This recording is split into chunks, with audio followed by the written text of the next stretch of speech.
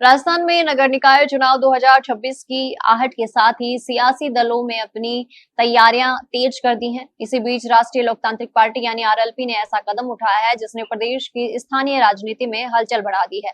RLP संयोजक और नागौर सांसद हनुमान बेनीवाल ने नगर निकाय चुनाव को लेकर अपनी संगठनात्मक रणनीति को जमीन पर उतारना शुरू कर दिया है और इसके लिए पूरे राजस्थान में 41 जिला प्रभारियों की जंबो सूची जारी कर दी है। खास बात यह है कि इस सूची में पूर्व विधायक, पूर्व प्रधान, स्थानीय प्रभावशाली नेता और युवा चेहरों को जिम्मेदारी दी गई है।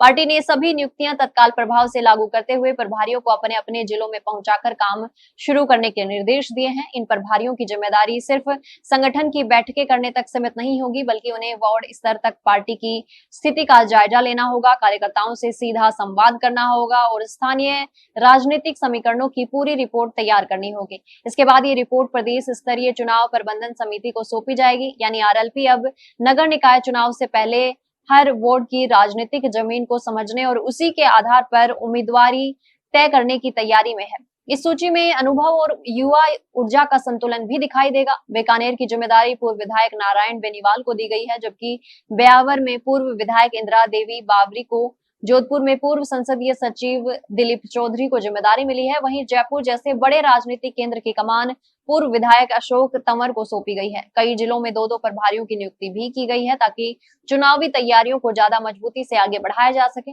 दरअसल आरएलपी की पहचान अब तक राजस्थान के ग्रामीण और किसान इलाकों तक ही मजबूत पकड़ करने वाली पार्टी के तौर पर रही है, लेकिन हनुमान बेनीवाल अब शहरी राजनीति में भी पार्टी का आधार बढ़ाने की तैयारी में है। नगर निगम, नगर परिषद और नगर पालिका चुनाव के जरिए आरएलपी अपने संगठन को बूथ स्तर तक मजबूत करना चाहती है।